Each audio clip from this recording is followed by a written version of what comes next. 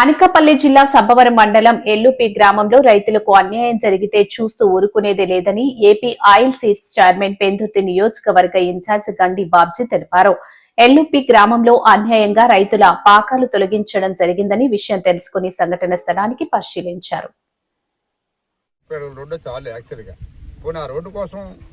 నీకు అవసరం అయినప్పుడు రైతులు మాట్లాడుకొని వాళ్ళ కష్టమో వాళ్ళకి ఏదైనా కాంపన్సేషన్ వాళ్ళ ఇష్ట ప్రకారం తీస్తే మనకి ఎటువంటి అభ్యర్థన లేదు.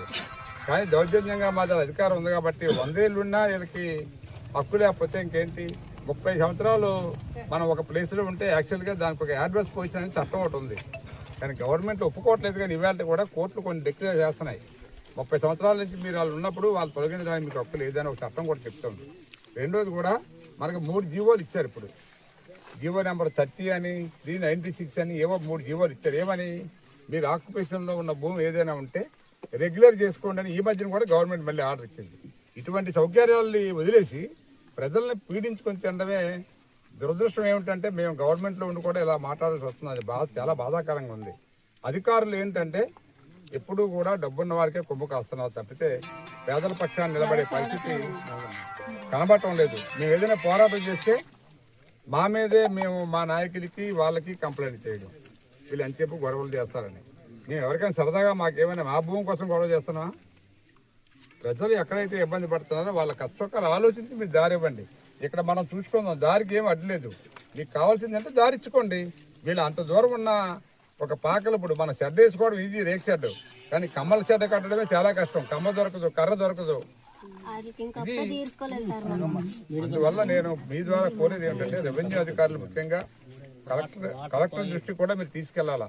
ఇంత వాటర్ బాడీ, ఇంత కెనాల్ వాగు ఉన్నప్పుడు ఇంత ఘోరంగా కప్పేస్తే ఎంఆర్ఓ మరి అసలు నాకు అర్థం కాలేదు. ఎలా సపోర్ట్ చేస్తున్నాడో మరి నాకు అర్థం అవ్వట్లేదు. అతను కొంచెమైనా మానవత్వం ఉంటే డెఫినెట్గా ఇది ఇలాంటివి జరగనివ్వకుండా చూడాలి. ముఖ్యంగా మీ ద్వారా కోరుతున్న రెవెన్యూ అధికారులని అందరినీ కూడా వీళ్ళు ఎక్కడైతే ఉన్నారో వాళ్ళకి పట్టాలు ఇప్పించండి. చంద్రబాబు నాయుడు గారు చెప్పారు, పేదలు ఎవరైనా ఉంటే ఇల్లు లేని వారికి 3 సెంట్లు పట్టా ఇస్తామని చెప్పారు. ఆ పట్టాల కోసం ఆలోచించండి. ఎవరికి ఇల్లు లేదో ఇల్లు లేని వాళ్ళకి ఇవ్వండి, ఇల్లు ఉన్న వాళ్ళకి ఇవ్వక్కర్లేదు. ఇది మీ ద్వారా నేను అప్పీల్ చేస్తున్నా రెవెన్యూ డిపార్ట్మెంట్కి, ఇక్కడ ఉన్న అధికారులకి. దయచేసి ఇటువంటి పనులు మానుకోండి. మీరు ఏదైనా ల్యాండ్ కావాలనుకుంటే ఒక ప్రజా హితం కోసం అయితే మనం ఆటోమేటిక్గా ఎంతో కొంత కాంపన్సేషన్ ఇచ్చి తీసుకునే అలవాటు ఉంది. ఇవాళ ఆక్యుపేషన్ కూడా కొంత డబ్బులు ఇవ్వాలని చెప్పారు. చంద్రబాబు నాయుడు గారే స్వయాన చెప్పారు మొన్న, ఆక్యుపేషన్ కూడా కొంత పేమెంట్ ఇవ్వండి, ఎవరిని కూడా అన్యాయంగా ఖాళీ చేయించొద్దు. మరి ఆ మధ్యనే మీకు పైడివాడ అగ్రహారంలో చిన్న ఇష్యూ జరిగింది. కూడా వాళ్ళు రోడ్డు వేస్తే మేము చెప్పాం, పరిహారం ఇచ్చారు అంటే అందరికీ పరిహారం ఇవ్వాలా. ఏ డోసులో ఎలా ఇవ్వాలో పట్టా ఉన్నోడికి ఒక ప్యాకేజ్ ప్రజల పక్షాన్ని మేము నిలబడతాం.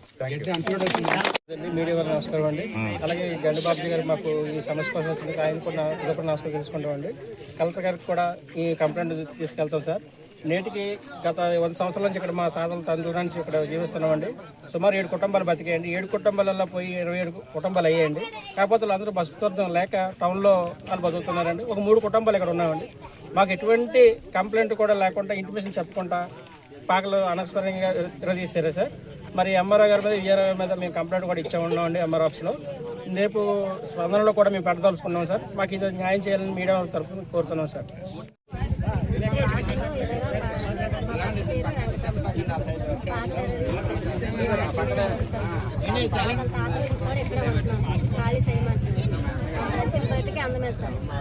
ఎవరు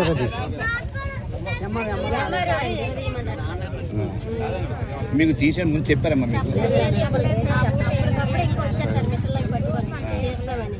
అయితే చేస్తే ముందు మమ్మల్ని ఏదో చేసి అప్పుడు చెయ్యండి, ఎప్పటి నుంచి మేము ఉంటున్నాము మా అత్తల తాతల నుంచి అంటే, అయితే అతను నల్లు అడగండి అన్నారు సార్.